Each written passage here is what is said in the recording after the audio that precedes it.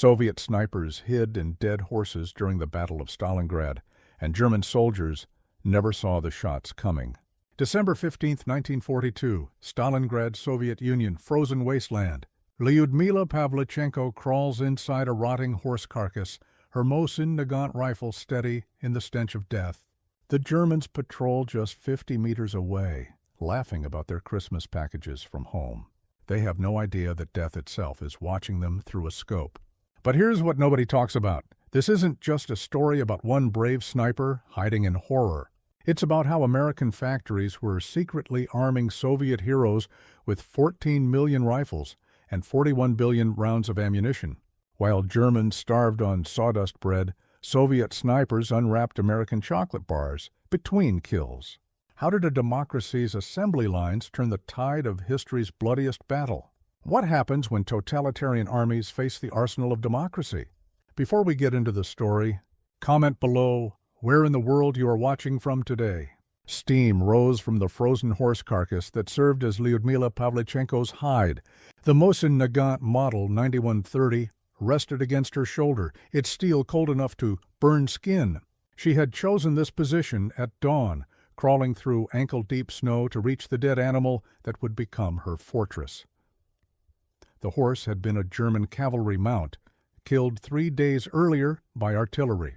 Now its hollow belly provided shelter from wind that cut like knives across the Stalingrad steppe. Pavlichenko arranged herself carefully inside the carcass, legs tucked beneath her, rifle steady on the frozen ribs that formed her shooting rest. Her breath came in controlled puffs that dispersed quickly in the sub-zero air. The scope glass remained clear. She had learned to breathe away from the lens to prevent fogging.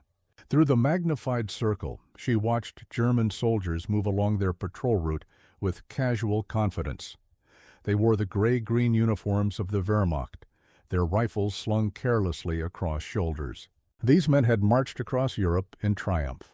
They had seen Paris fall, watched London burn from afar, conquered nations with methodical precision. But here in the ruins of Stalingrad, their world was shrinking to rubble and corpses. Pavlichenko counted their steps, memorized their patterns. The patrol leader checked his watch every 12 minutes.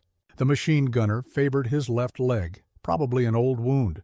The radio operator kept adjusting his equipment, nervous habits that would soon prove fatal. Her rifle held 5 rounds in the internal magazine.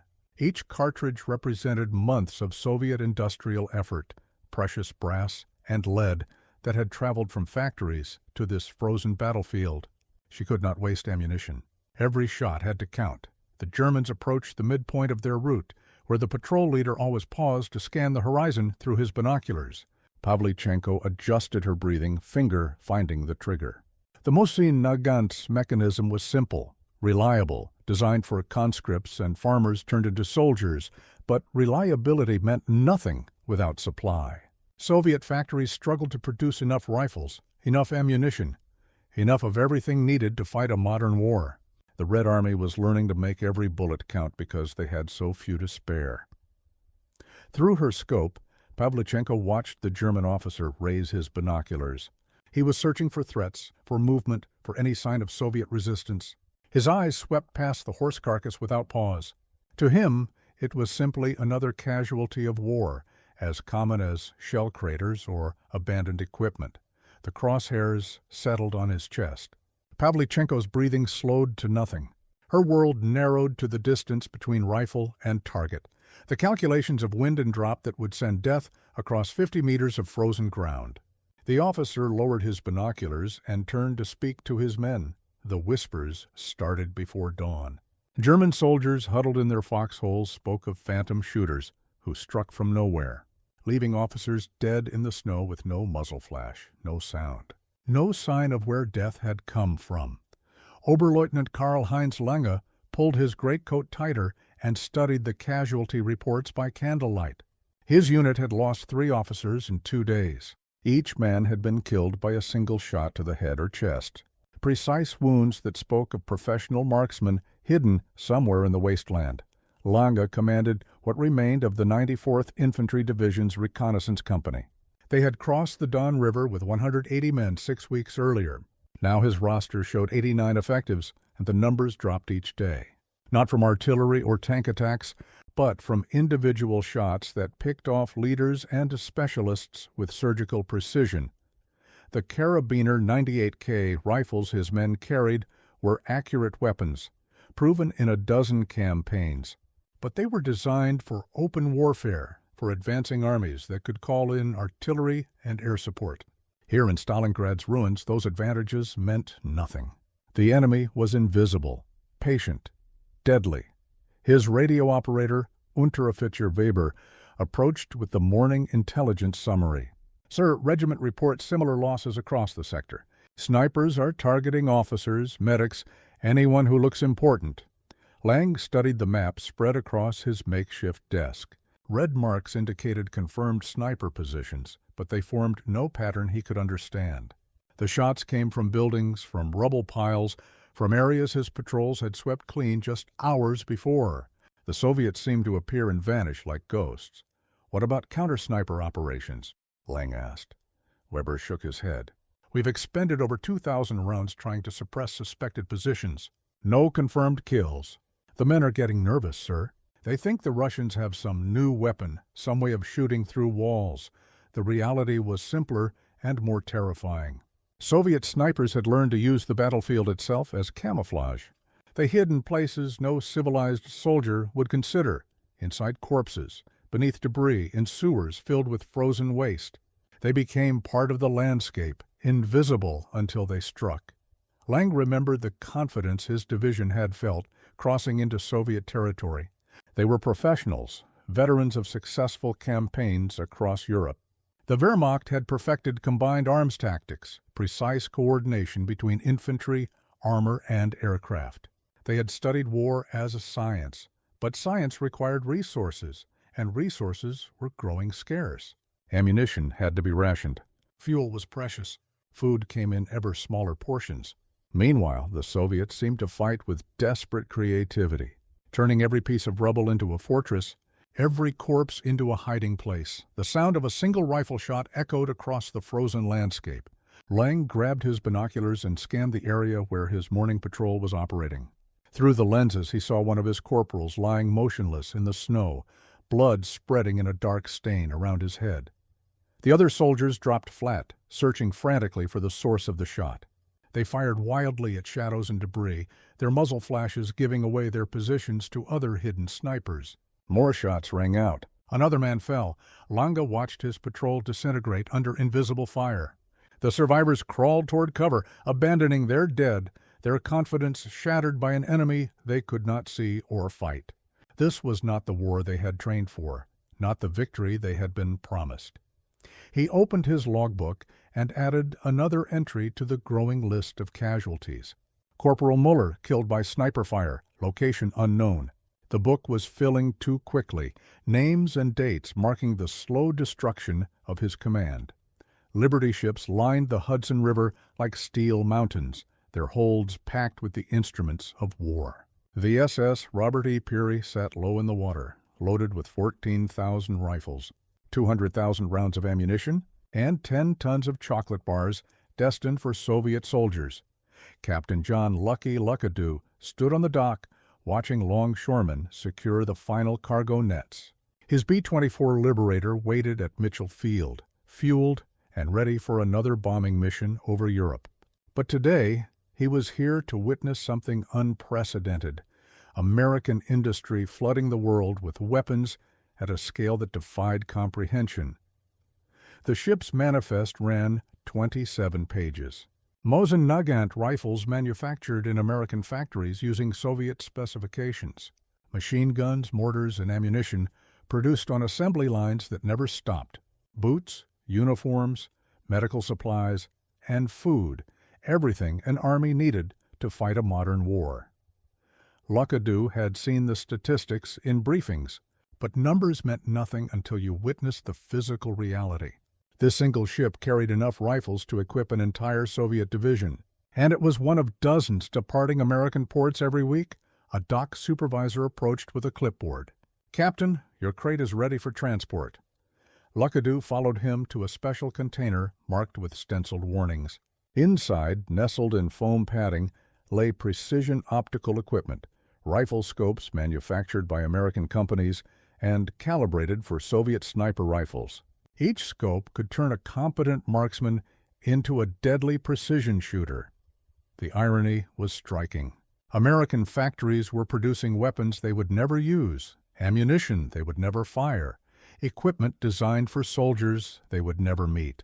Democracy's greatest weapon was not military prowess, but industrial capacity, the ability to outproduce any enemy by overwhelming margins. Ford's Willow Run plant could build a B-24 bomber in 63 minutes. General Motors converted automobile production lines to manufacture tanks. Civilian factories retooled overnight to produce military equipment.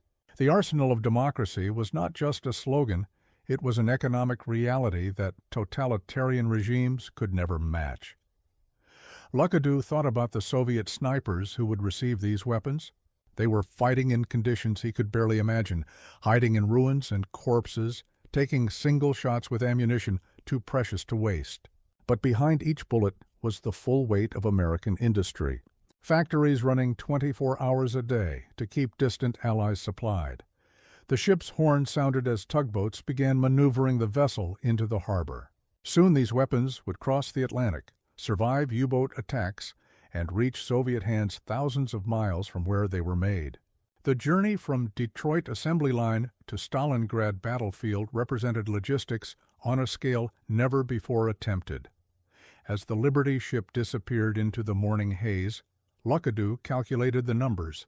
14 million rifles shipped to the Soviet Union, 41 billion rounds of ammunition, 400,000 trucks, 2.5 million tons of petroleum products. Numbers so large they lost all meaning until you imagined them in the hands of soldiers fighting for their lives. He walked back toward his aircraft, knowing that tonight he would fly another mission over occupied Europe. His bombs would fall on German factories and rail yards, disrupting enemy production while American factories worked around the clock to supply the Allied war effort. In frozen foxholes outside Stalingrad, Soviet soldiers were unwrapping American chocolate bars and loading American-made ammunition into Soviet rifles. The distance between chocolate and death was measured in industrial capacity, and America was learning to dominate that battlefield as completely as any geographic territory. The bread crumbled to dust in Gefreiter Heinrich Voss's hands, leaving gray particles that tasted of sawdust and desperation. He stared at the crumbs that represented his daily ration, knowing it contained more wood pulp than grain. The Wehrmacht was slowly starving, one ersatz meal at a time. Voss shared his bunker with 3 other soldiers from the 24th Panzer Division. They had advanced across Russia in triumph just months before, their tanks crushing Soviet resistance with mechanical precision. Now their panzers were disabled hulks, frozen into uselessness by a winter that seemed designed to destroy everything German. "My father writes from Munich," said Obergefreiter Klaus, reading a letter by candlelight. "The rations there are almost as bad. Turnip soup and potato peels. He says even the dogs look hungry. Outside their shelter, Ukrainian civilians scavenged through rubble, searching for anything edible. Maria Kostyuk led her 2 children between the shells of destroyed buildings, teaching them which bark could be safely eaten, which roots might provide nutrition. Her husband had been conscripted by the Soviets months earlier. She had no idea if he was alive or dead. The contrast was stark and telling. While German soldiers gnawed bread made from sawdust, American troops were opening K-rations that contained chocolate, cigarettes, canned meat, and coffee. The difference was not just in quality, but in industrial philosophy. Democracy fed its soldiers to maintain morale, while totalitarian regimes fed their armies just enough to keep them fighting. Voss opened a small tin that supposedly contained meat. The gray substance inside bore no resemblance to any animal he could identify. Military regulations called it preserved protein, but soldiers had grimmer names for the stuff that filled their empty stomachs without satisfying hunger. He remembered the early days of Operation Barbarossa, when his unit had captured Soviet supply depots filled with American equipment. Studebaker trucks, Thompson submachine guns, cases of ammunition stamped with English text. The Soviets were being supplied by someone with seemingly unlimited resources. Maria Kostyuk found a discarded German ration tin and scraped the remnants with her fingernail. Every calorie mattered when you were feeding children in a war zone. Her daughter, barely 6 years old, had learned to chew tree bark until it became soft enough to swallow. Survival had reduced them to the basics of animal existence. The irony was not lost on Voss. Germany had conquered most of Europe, controlled vast agricultural regions, commanded the resources of a dozen nations. Yet here they sat, eating sawdust bread, while their enemies seemed to grow stronger each day. The Wehrmacht's logistical system, so effective during rapid advances, had collapsed under the weight of extended supply lines and harsh weather. Klaus produced a small photograph of his wife and children. She writes that the children ask when Papa is coming home for Christmas. What do I tell them? That Papa's eating bark soup and fighting ghosts who shoot from inside dead horses? The mention of snipers made all 4 soldiers glance nervously toward the bunker entrance. Every day brought reports of officers killed by invisible marksmen. The enemy had learned to turn death itself into camouflage, hiding inside corpses and ruins to strike without warning. Maria's youngest child began crying from hunger. She held him close, humming a Ukrainian lullaby while scanning the rubble for anything that might provide nutrition. The war had reduced everyone to the same fundamental struggle, finding enough food to survive another day. Above them, American aircraft flew through clear skies, their crews eating hot meals and drinking real coffee while delivering death to German targets. The war was becoming a contest between scarcity and abundance, between ersatz substitutes and genuine products, between totalitarian efficiency and democratic excess. The shot echoed across the frozen wasteland like a crack of judgment. Through her scope, Lyudmila Pavlichenko watched the German officer crumple into the snow, his binoculars spinning away from lifeless hands. Kill, number 287. Each death brought her closer to becoming a legend that would span continents.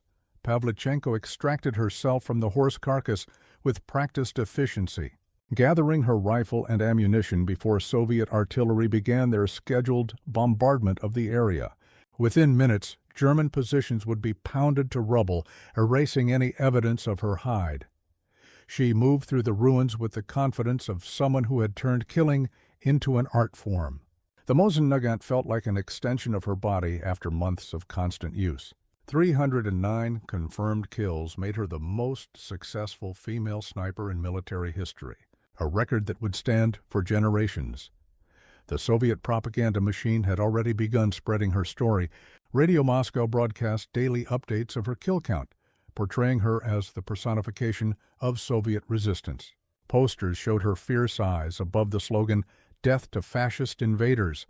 She had become larger than life, a symbol that transcended the boundaries of individual combat. But symbols required careful management. In 1942, Soviet authorities made an unprecedented decision. They would send their most famous sniper to America, turning her into a living bridge between Allied nations. The tour was planned with diplomatic precision, designed to strengthen American resolve and showcase Soviet heroism. Eleanor Roosevelt greeted Pavlichenko at the White House with genuine warmth. The First Lady understood the power of symbols, the way individual stories could humanize vast conflicts. Here was a young woman who had killed hundreds of men in defense of her homeland, yet who spoke with quiet dignity about the necessity of resistance. American journalists crowded around her during press conferences, fascinated by this deadly woman who seemed so ordinary in person.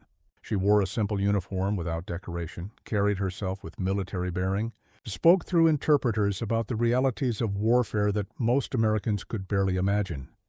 "How does it feel to kill so many men?" asked a reporter from Life magazine.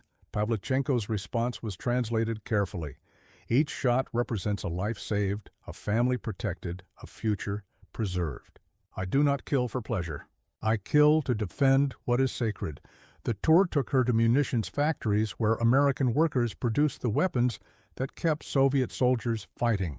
She watched assembly lines turning out rifles, ammunition, and equipment at rates that dwarfed anything her homeland could achieve. The scale was overwhelming. Entire factories dedicated to single components, production rates that measured output in minutes rather than hours. At Ford's River Rouge plant, she observed workers installing engines in Studebaker trucks that would soon carry Soviet troops across European battlefields. The vehicles rolled off the line every few minutes, each one representing mobility and logistics that German forces could no longer match. American abundance contrasted sharply with Soviet desperation. While her countrymen counted every bullet, American factories produced ammunition by the billion. While Soviet soldiers wrapped their feet in newspaper, American industry manufactured boots by the million. The arsenal of democracy was demonstrating its capacity to outfit entire continents for war. During a radio broadcast from NBC's studios in New York, Pavlichenko spoke directly to American women. "Your sons and husbands are fighting alongside my people.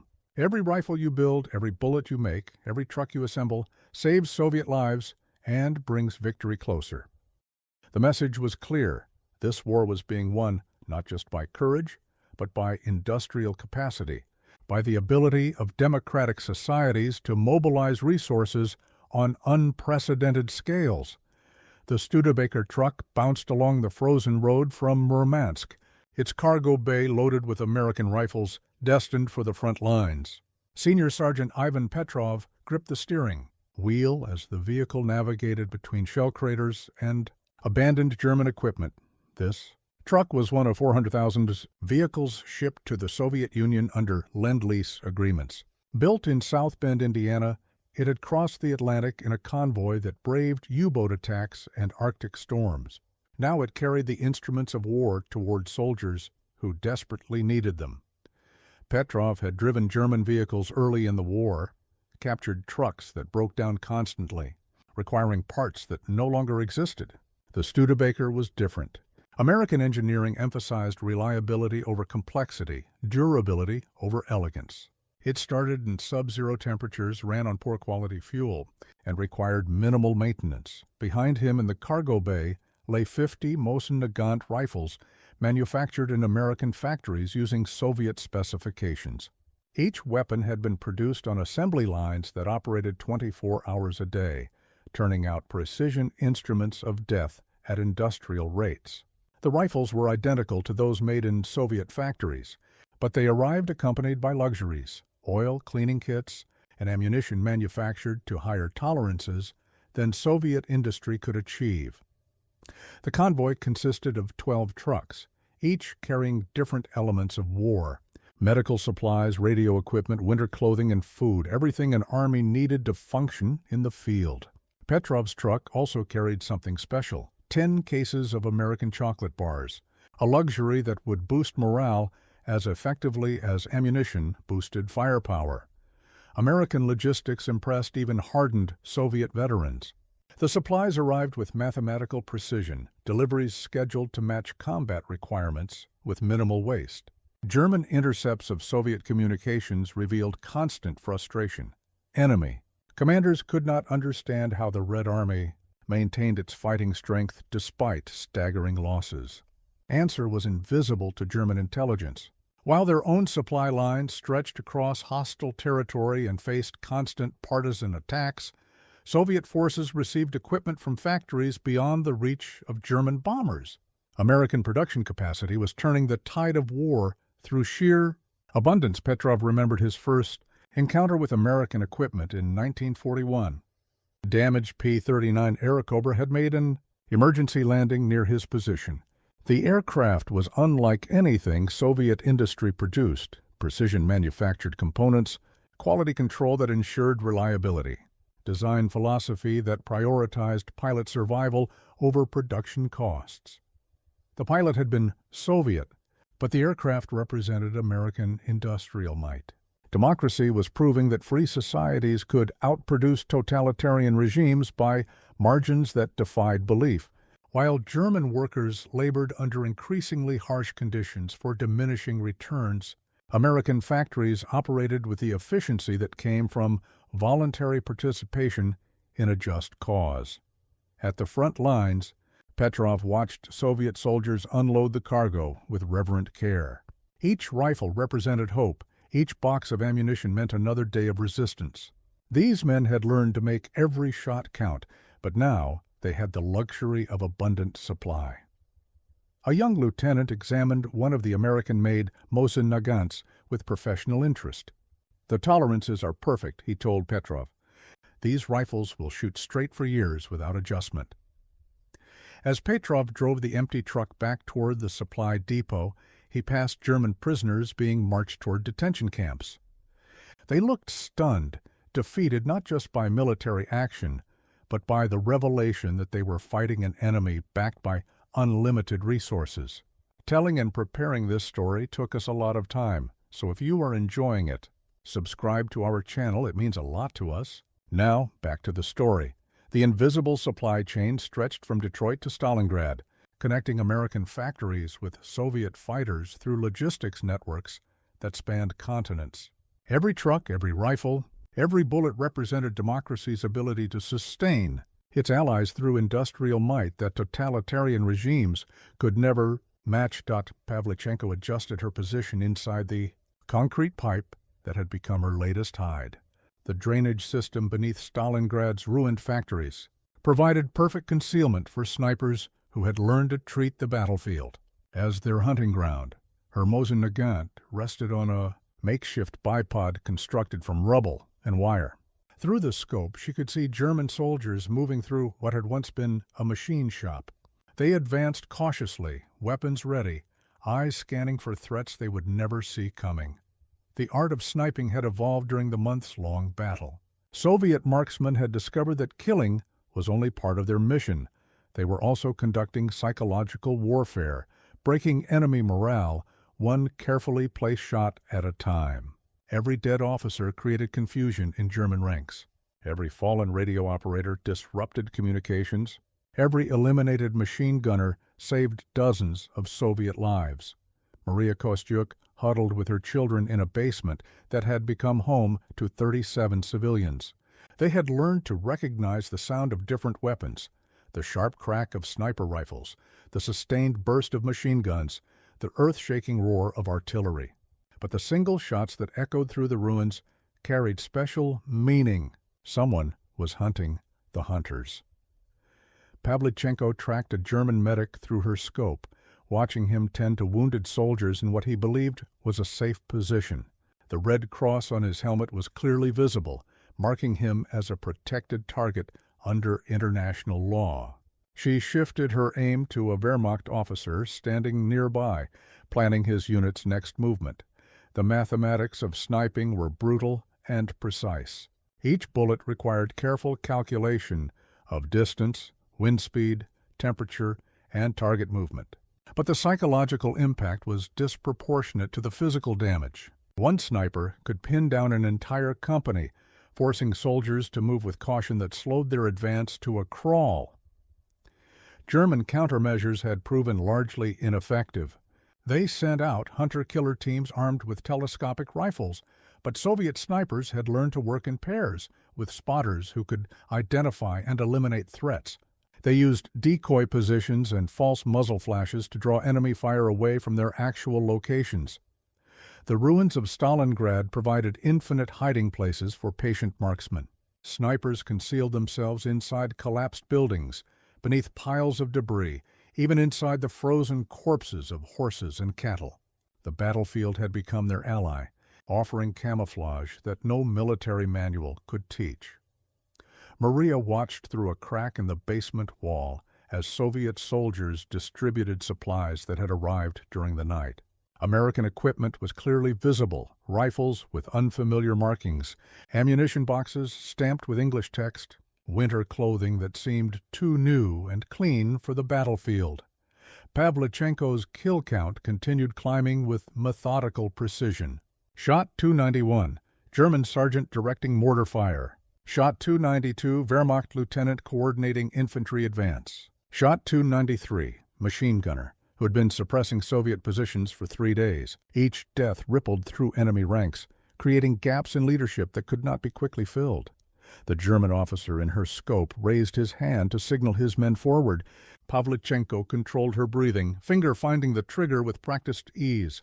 The crosshairs settled on his chest, accounting for the slight wind that stirred dust in the ruins. The shot echoed through the concrete maze of destroyed buildings. Through her scope, she watched the officer collapse, his signal becoming a death spasm that sent his soldiers diving for cover.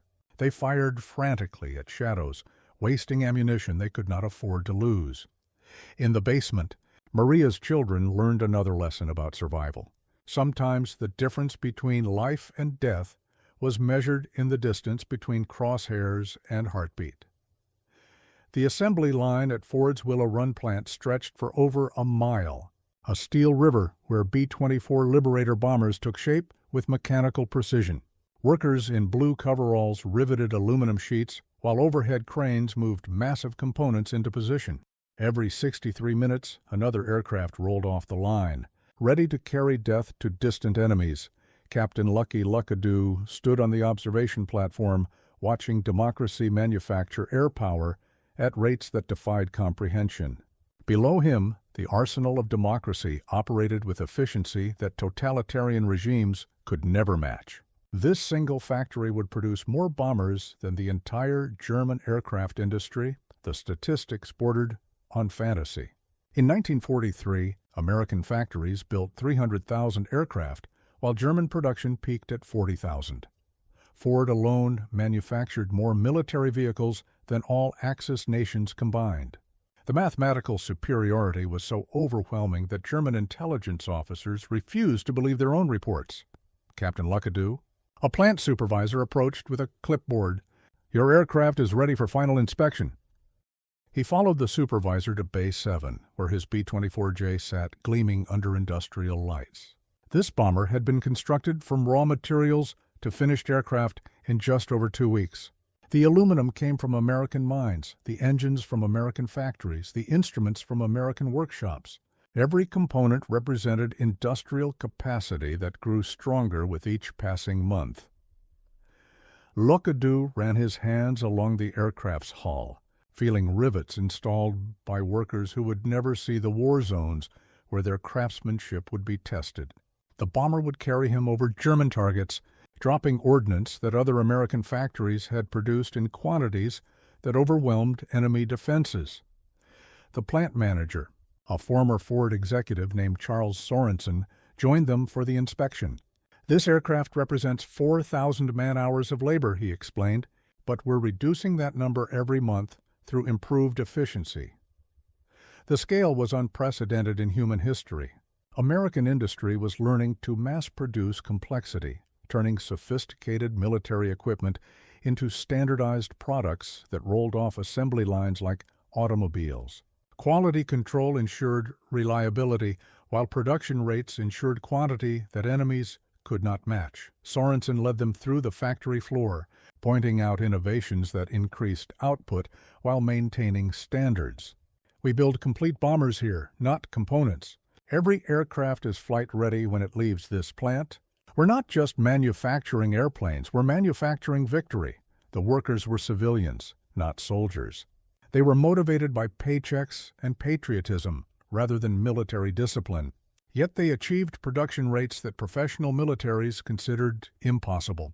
Democracy's greatest weapon was not martial prowess, but economic freedom, the ability to mobilize voluntary effort toward common goals. Luckadoo thought about the Soviet snipers he had read about in intelligence briefings. Each bullet they fired was backed by American industrial might, every successful shot enabled by factories that operated around the clock to supply distant allies. The connection between Michigan assembly lines and Ukrainian battlefields was measured in Liberty ships, Lend-Lease agreements, and shared determination to defeat fascism. As his bomber was towed toward the airfield, Luckadoo calculated the mathematics of American production. This aircraft was one of 18,500 B-24s that would roll off American assembly lines during the war. Each bomber represented thousands of hours of skilled labor, tons of strategic materials. and engineering expertise that enemies could not duplicate. Tonight, he would fly this aircraft over occupied Europe, adding American firepower to a war effort that spanned continents. But the real victory was happening here in Detroit, where democracy proved that free societies could outproduce tyrannies by margins that made military conquest impossible. The Luftwaffe transport aircraft circled the Stalingrad pocket like mechanical vultures, desperate to deliver supplies that would never be enough. Hauptmann Werner Holtz watched through frost-covered windows as his Junkers Ju-52 approached the makeshift airstrip where German forces waited for salvation that arithmetic had already denied them. His cargo bay contained 500 kilograms of ammunition, medical supplies, and food, enough to sustain perhaps 50 soldiers for one day. But the encircled 6th Army numbered 250,000 men who required 750 tons of supplies daily just to maintain minimal fighting effectiveness. The mathematics of defeat were inscribed in every manifest. Oberleutnant Lange waited at the airstrip with trucks that had been cannibalizing parts from each other for weeks. His reconnaissance company had been reduced to 23 effective soldiers, the rest casualties of cold, hunger, and Soviet snipers who struck from positions that seemed to shift like shadows. "What did you bring us?" Lang asked as cargo handlers unloaded wooden crates. "Cartridges for your rifles," Holtz replied, consulting his clipboard. "Some medical supplies, bread that's mostly sawdust." The irony was bitter and obvious. While German forces starved inside the Stalingrad pocket, Soviet units received fresh supplies that arrived with mechanical regularity. American trucks carried ammunition to Soviet positions. American rifles equipped marksmen who killed German officers with precision that spoke of abundant training ammunition. Lange opened one of the ammunition crates and found brass cartridges that had been reloaded so many times the cases were split and corroded. German industry was recycling materials that should have been discarded, trying to maintain output with resources that grew scarcer each month. "How many flights today?" Lang asked. 12, Holtz answered. "We lost 3 aircraft to Soviet fighters. The fuel situation is critical. We're mixing aviation gas with automotive fuel to keep the engines running." The contrast was stark and demoralizing. German logistics had collapsed under the weight of extended supply lines, harsh weather, and enemy action. Meanwhile, Soviet forces seemed to operate with resources that defied explanation. Intelligence reports described American equipment in quantities that German analysts dismissed as impossible. Pavlichenko moved through the ruins with her latest weapon, a precision scope manufactured in American factories and shipped across oceans to reach her hands. The optics were superior to anything German industry produced. Clear glass that gathered light efficiently and crosshairs that remained accurate despite extreme temperature variations. She settled into a position overlooking the German airstrip, watching transport aircraft attempt to sustain forces that arithmetic had already condemned. Each plane that landed was a target, each flight crew another opportunity to demonstrate the futility of German resistance. Through her scope, she observed German soldiers unloading supplies with desperate efficiency. They moved like men who understood that these deliveries represented their last hope of survival. But hope could not overcome mathematics. The airlift would never provide enough material to sustain effective resistance. The Junkers Ju-52 taxied for takeoff, its engines straining against the cold air. Pavlichenko tracked the aircraft through her scope, calculating the lead required to hit a moving target at 800 meters. But she held her fire. Dead pilots could not report the scale of Soviet strength to German intelligence. Better to let them see the truth.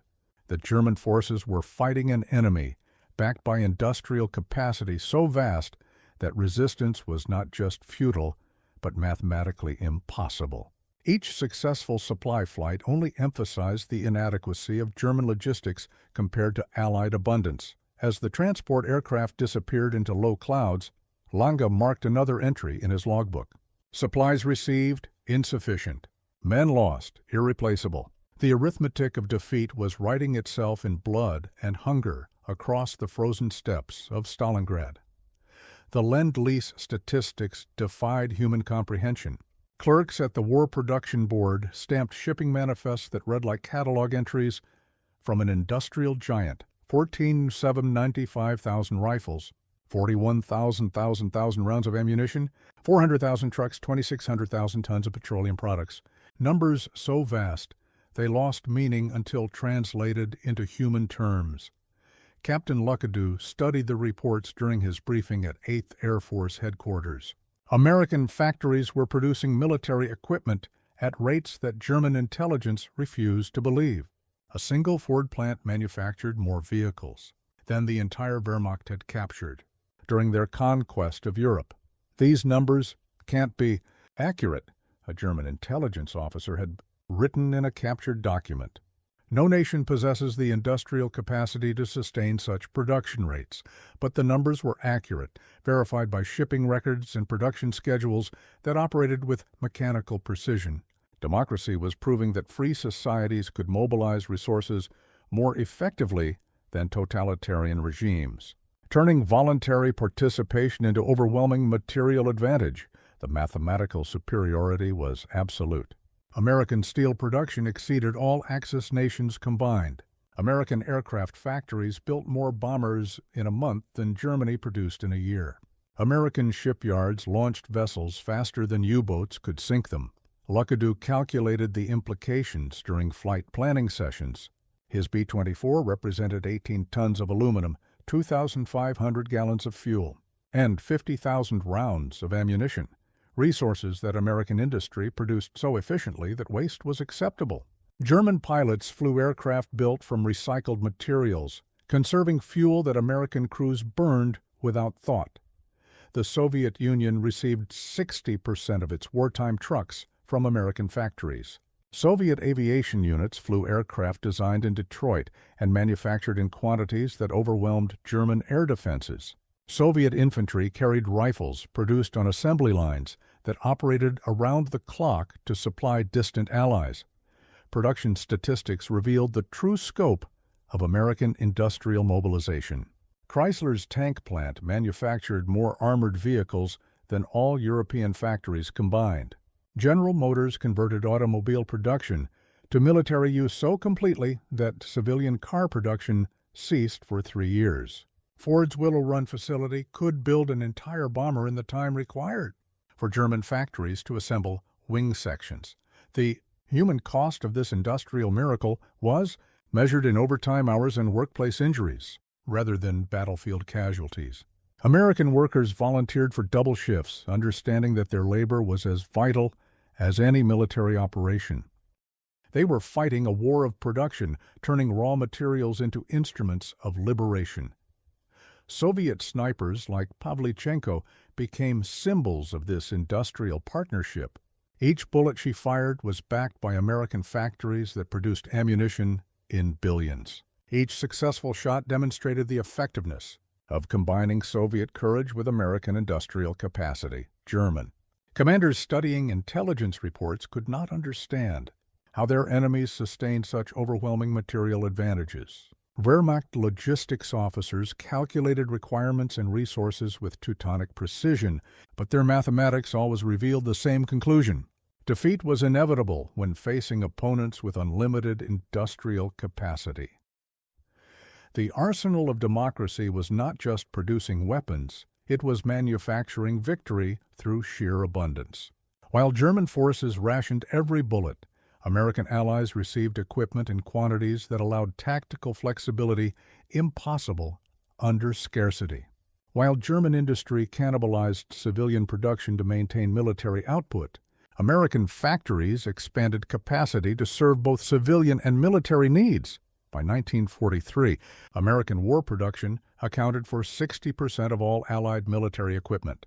The United States was simultaneously supplying its own forces, equipping British allies, supporting Soviet resistance, and providing material aid to resistance movements across occupied Europe.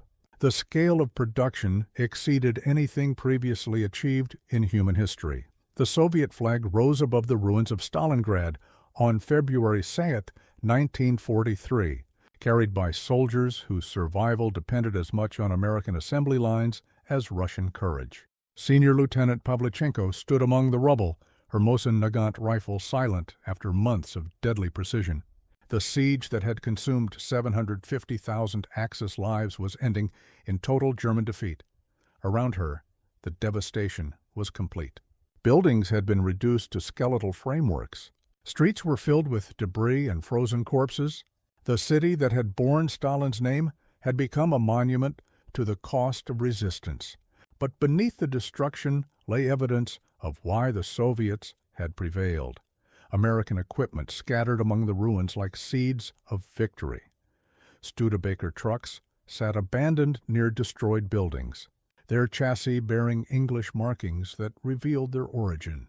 Thompson submachine guns lay beside Soviet PPS weapons, both carried by soldiers who understood that survival required accepting help from unlikely allies. Ammunition boxes stamped with "Made in USA" mixed with Soviet ordnance, creating a material record of industrial cooperation. The German surrender was methodical and complete. Field Marshal Paulus emerged from his bunker with 90,000 survivors of the Sixth Army, men who had learned that courage could not overcome mathematics. They had fought bravely against impossible odds, but bravery meant nothing when facing enemies supplied by factories that operated beyond the reach of German bombers. Maria Kostyuk emerged from her basement shelter with children who had survived on tree bark and ersatz bread. The Ukrainian civilian had learned lessons about endurance that no military manual could teach. Her family's survival was testimony to human resilience, but also to the material aid that had sustained Soviet resistance during the darkest months of siege. Soviet propaganda celebrated the victory as proof of socialist superiority, but the reality was more complex.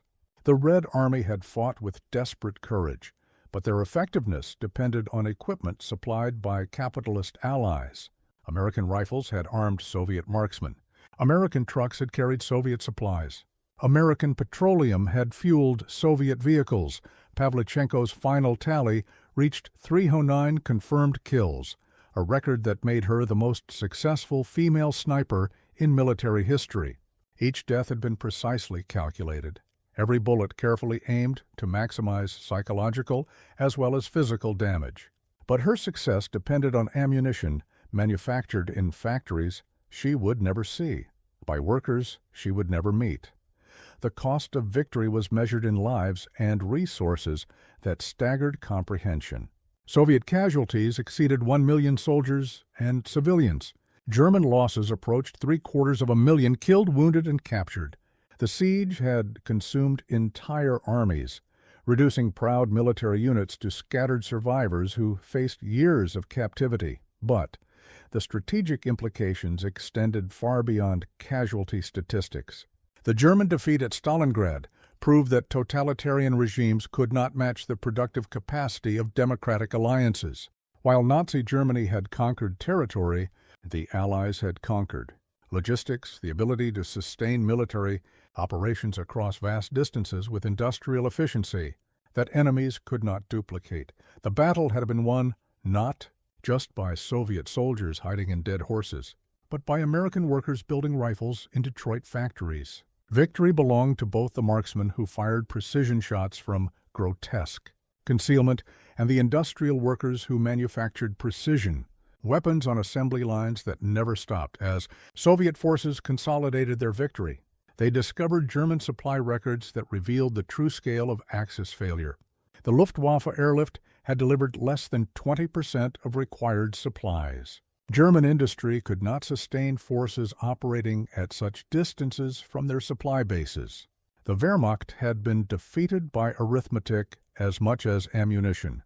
The Congressional Medal lay in its presentation case as Lyudmila Pavlichenko returned to America in 1943, this time as a hero whose legend had grown beyond the battlefields of Stalingrad. Eleanor Roosevelt welcomed her back to the White House, where photographers captured the meeting between democracy's First Lady and socialism's deadliest. Sniper American audiences had followed her story through newspaper accounts and radio broadcasts that transformed a Ukrainian marksman into an international symbol of resistance. Her 309 confirmed kills represented More than military effectiveness, they embodied the human cost of fighting totalitarian aggression with precision weapons. Manufactured by democratic industry, the medal ceremony took place in the White House Rose Garden, where military officials and civilian leaders gathered to honor courage that had been enabled by American industrial might. Each kill credited to Pavlichenko's rifle had been made possible by ammunition produced in factories that operated with efficiency totalitarian regimes could never match. Captain Luckadoo attended the ceremony as a representative of the Army Air Forces, understanding that his bombing missions and her sniper operations were part of the same strategic campaign. American air power struck German industry, while American equipment enabled Soviet marksmen to eliminate German leadership with surgical precision. The mathematics of victory were becoming clear by 1943. American in-war production exceeded all Axis nations combined, creating material advantages that made military defeat inevitable for Germany and its allies. While Nazi forces scavenged equipment from captured territories, Allied armies received fresh supplies that arrived with mechanical regularity.